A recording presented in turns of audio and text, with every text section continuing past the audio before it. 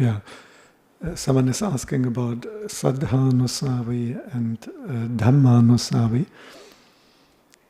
These are the lowest or first grade of noble individuals. When we chant Yadidang Chattari Purisa Yugani Atta Purisa Pukala, the four pairs of persons, the four pairs of persons, the eight kind of individuals, in terms of having realized stages of awakening. The interesting one about these very first two, they haven't actually realized it yet, but their faculties have matured to such an extent that they will definitely realize the Dhamma, at least on the level of stream entry, before they pass away. So it's a very fascinating category where someone hasn't understood the Four Noble Truths yet experientially. However, they are reaching, they have reached a maturity level which makes it certain that at least at the time of dying they would realize it. And this is why the Buddha already includes them. Now, that's the weakest development of bhavana, the weakest, and they are still considered noble individuals. They're not quite yet there, but it will happen in this lifetime. And this is simply a distinction by which faculty is dominant. The Dhammanusari is mostly driven by wisdom. His strength of the faculties are more on the side of wisdom, whereas the Saddhānusari is more based on faith, on Saddhā, which you can also translate as confidence, conviction, trust in Buddha, Dhamma and Sangha. However, it is also declared that they have all the five faculties to a sufficient extent to reach that state that you would realize the Dhamma for sure within this lifetime. All five faculties, that is Saddhā, viriya, sati, samādhi and Paññā, conviction, energy, and perseverance, effort. Number 3, mindfulness. Number 4, samādhi. Number 5, wisdom. All of those have to be developed to a certain extent, at least, to a sufficient extent. So both will have that. And that also means that the Saddhānusari, the one who runs mostly on confidence, conviction, faith, will also have a certain development of the wisdom faculty. It's just a matter of emphasis. And similar, the Dhammanusari, where the wisdom faculty is the dominant one, will also have the faith faculty, confidence, saddha, to a certain extent, just stronger. It is also important to consider that the faith we are talking about here, the saddha, the confidence, the conviction, is not only a kind of devotional affection. When it comes to this quality of saddha, the confidence, faith, many people first of all think of a kind of devotional, affectional quality. You can see people when they bow to the Buddha and they have a strong emotion. They have a very strong emotional relationship to some Kuba Ajahn, that would be Sangha. They go on pilgrimage, and when they see one of the holy sites, they may be overwhelmed by emotion. In the Pali, the Buddha distinguishes between prema, which is literally affection, and which is normally used in a negative sense as one of the strongest attachments, similar to desire, affection, attachment, paññā, and Saddhā. Now, there's the famous sutta where the Buddha says that even though, so not yet even on the level of what we are talking about, not even on the level of the first kind of noble individuals, but those who have merely a sufficient amount of affection and confidence in the Buddha that they're already destined for rebirth in Devaloka. Of course, sufficient here means actually quite a bit. It doesn't sound like much, but to have that certainty in whatever other circumstance, but is already secured that they will be reborn in Devaloka, that they need a sufficient amount of even just affection and confidence, paññā and Saddhā. So Saddhā can be more profound, or is usually a bit more profound than just this very affectional, devotional quality. And that comes particularly apparent when you look at some of the descriptions the Buddha gave. For example, it doesn't have to be a very personalized faith, a very devotional faith that the Saddhānusari has. The Saddhānusari may have a strong conviction in all conditioned phenomena are impermanent. This is one which is usually quite difficult to have in a very strong emotional, effective way. He can have a very strong conviction, a very strong faith that all conditioned phenomena are ultimately disappointing. They are dukkha. They can't give lasting happiness, they're disappointing. This person can have a very strong faith, conviction, confidence that all phenomena at all are not self. I find that very intriguing, because even in one's own mind is sometimes not so easy to distinguish that. And in particular, and keep in mind that both these individuals also have the other faculty. It's only a question of dominance. And I often encourage people to develop, or actually I should encourage people more than I do, to develop their faith faculty, the Saddhā, confidence, conviction, not only in that effective way of having the personal devotion to the Buddha or to some Krupa Ajahn, that is all good. But I think it would come often more on what the Buddha describes as paññā, as this devotional thing. And I think, for example, I don't think you're this very strong devotional faith character. When you talk about having faith in the three marks, that resonates more. Yes. That makes sense to me more than exactly. Faith in the triple gem, but not in that affective. Exactly. And there can be people with very strong Saddhā. And I remember Venerable Jnanadipa, he has passed away and he lived a very eremitical life and was famous for his strong hermit tendencies in Sri Lanka, a Dutch monk of French background. And the one striking thing was in the kutis there's no Buddha statue, because for him that doesn't really work so well. He doesn't have this emotional faith that he bows to the Buddha and then feels a strong emotion of affection and faith. However, he had sufficient faith that he would risk his life and that he would live an extremely difficult life in remote conditions in Sri Lanka. And when I met him, he was only in his 50s, but he looked more like in his 70s, due to the very difficult condition he has lived in for a long time. And he once got attacked by this elephant, and he still continued that lifestyle. He was no longer able to walk so well because one leg after the attack, which broke his hip, one leg was several centimeters shorter. He couldn't sit full lotus anymore as he used to do. He still continued that lifestyle, and he was obviously willing to risk his life and his health sacrifice that all for Dhamma practice.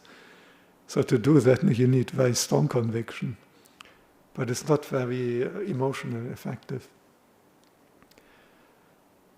And what counts as a result, it doesn't matter so much whether I have very strong faith and conviction that the body is not me, the body is not myself, the body is disappointing, the body is not attractive, the body is impermanent.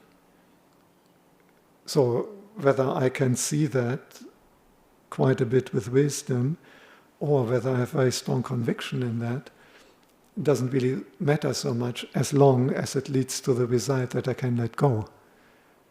That is a result of either. Now, this is why you can use both as a driving force. Because the only question, the important question is, does it lead to that result? And that is one way how you can test the strength of that conviction. If you have truly strong conviction that the body is impermanent, that the body is not self, that the body is not mine, I have real faith in that, it should lead to letting go, to a certain extent at least. And as already pointed out, it is actually always both.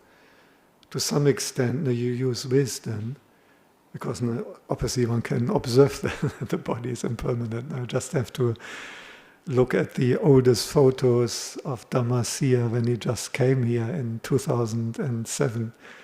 Dhammasiha definitely looks a lot younger and a lot less grandfather-like than I look like now. So, to some extent, there's also wisdom.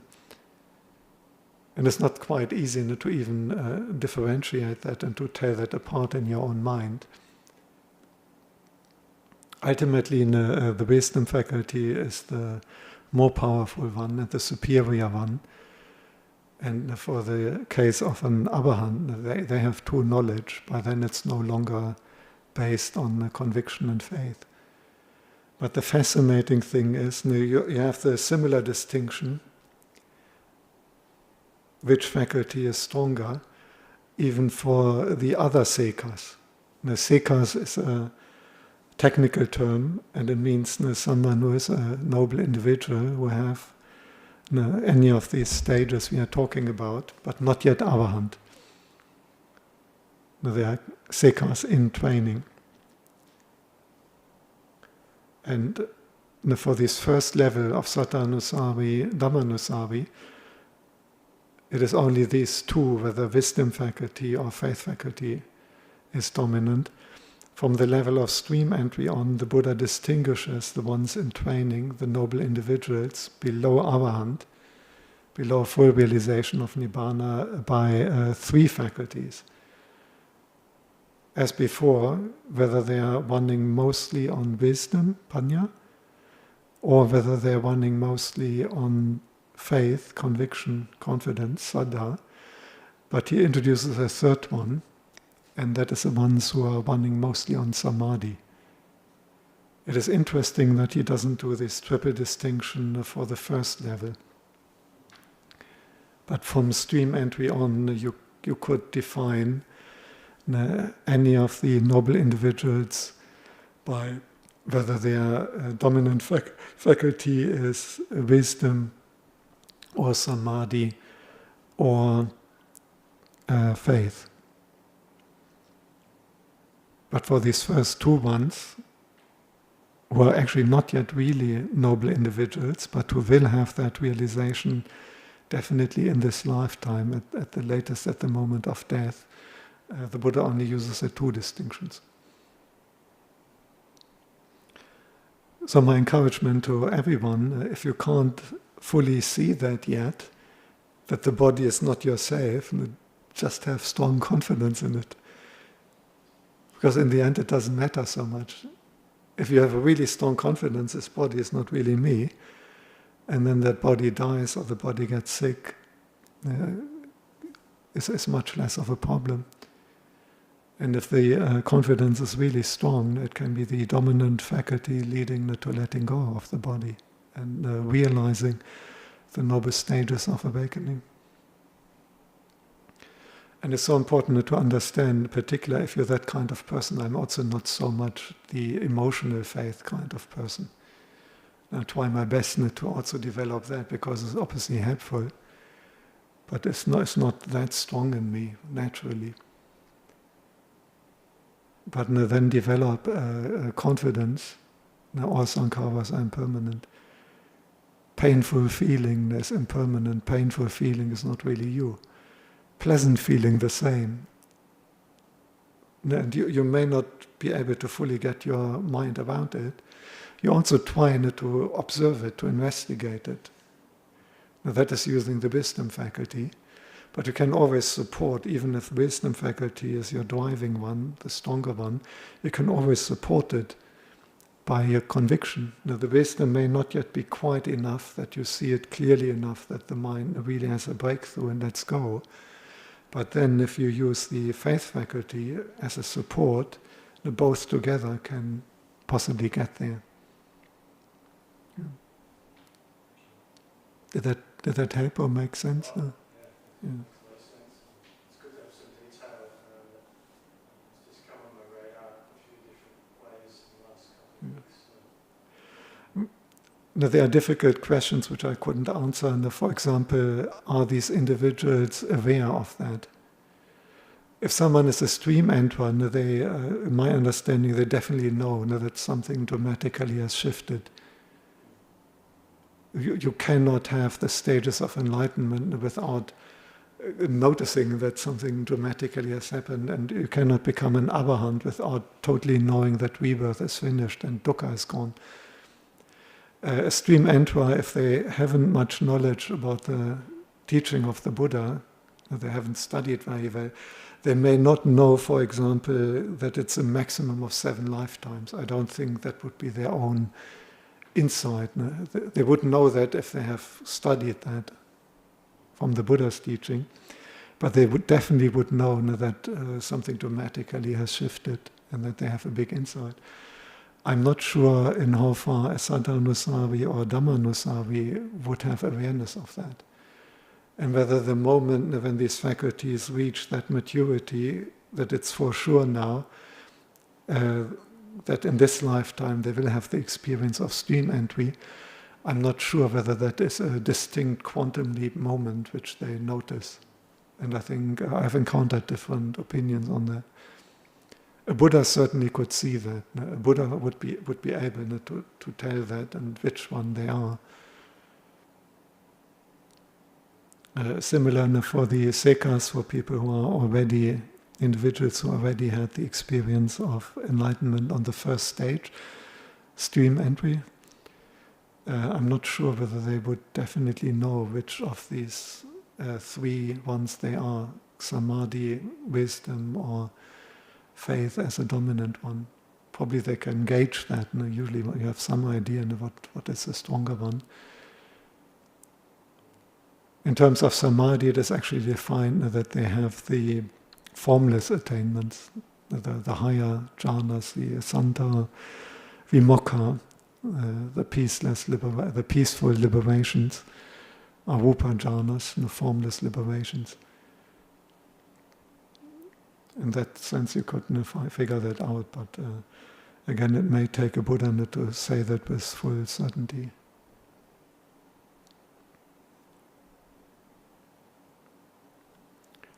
So it's a little bit a theoretical question. The important one is whatever you are or wherever you are on the path, try to use both faculties, because they have to develop both. In fact, you have to develop all 5 faculties. Anyone who attains stream entry and the stages of enlightenment must have these 5 faculties of Saddhā, viriya, sati, samādhi, and Paññā. Conviction, energy, mindfulness, concentration, and wisdom, they must have them to a sufficient extent. But usually different individuals have a stronger emphasis on one or the other. And in particular, as this indicates, some have a more emphasis on the wisdom side, others more on the faith, trust, confidence, conviction side. But even if your dominant faculty, say, is wisdom, the one which is holding you back may be insufficient development of the faith one. That may be a neglected one. That may be the bottleneck. And you may have actually more success, even though your dominant one is wisdom, because the faith one is really neglected. You may actually have more success by getting the faith one a bit stronger. Similar for the one who has got faith as a driving one. Now, if they exclusively focus on making their faith stronger, they might actually have more success although the wisdom will remain weaker, if at least they get some level. That may be the limiting factor. But once more, it's so important to understand, it's not just that you have strong emotional, devotional feelings towards the Buddha or some Kuba Ajahn. It can also manifest as having really strong conviction. All formations are impermanent. All formations are not me, not mine. You can't fully see that with wisdom yet, but you're totally convinced.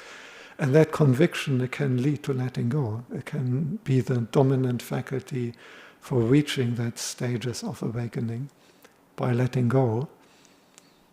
Because that conviction, even if you don't see it that clearly, the conviction can be enough to induce a letting go. This is what is the purpose of the whole thing. Both of the wisdom faculty and the faith faculty, the purpose is to induce the letting go. And they work together.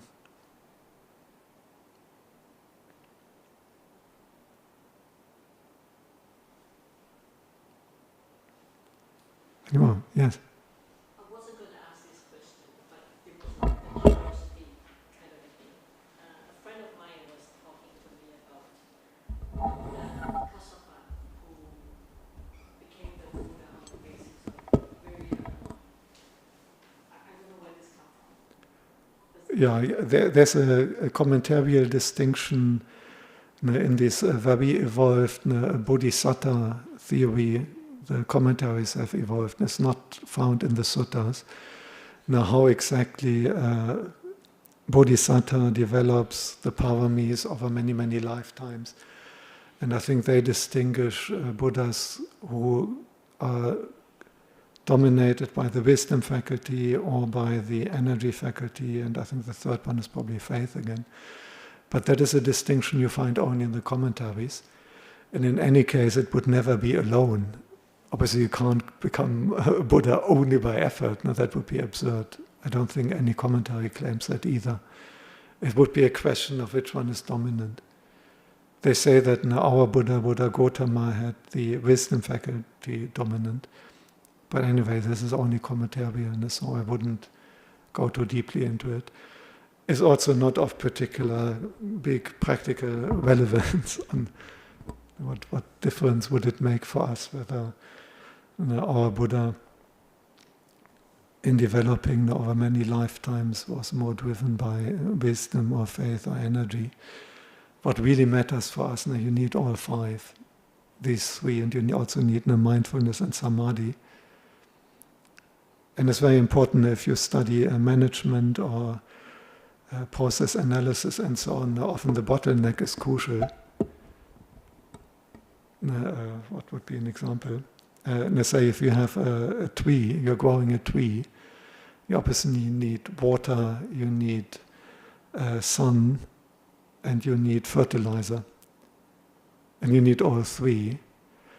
And if you have already a tropical Queensland sun in summer all day, you will not make the tree grow much stronger by somehow making that more. If the tree doesn't have enough water, then it's much more important to increase the water. But this is often the limiting factor here in our climate. If we plant anything, these plants are usually not suffering from lack of sunshine. But in the drought period, the absolute limiting factor for growth is water. And then putting more sun on it or putting more fertilizer will not really help you much. You have to identify the bottleneck, the missing thing which is most missing is water, and then you will have the biggest success in putting more water. And it's similar with your faculties. If one of the five is completely, it doesn't matter now which one is your typically dominant one, if one is really, really weak, that is probably the one which really holds you back. Because all five are required. And if mindfulness is really weak, and you already have pretty good wisdom faculty, it will not help so much trying to strengthen your wisdom now if the sati is so weak. And similar with the other ones. So sometimes it can be a good analysis, not only because naturally we like to work with our strongest faculty. There's a natural tendency, this is what's your talent, you like to use your talent. You don't like to use so much what you're not so good in. But you may actually have quicker progress if you can identify this is something I'm not so good in and I actually really neglected that. And then even strengthening that a little bit will have a big difference in the outcome. If there's no wisdom, what is the point of having lots of energy? Because what do you use the energy for? And obviously the wisdom has to inform that, and also sati. But setting aside how any Buddhas and previous Buddhas in their previous lifetimes as bodhisattvas, it's extremely theoretically.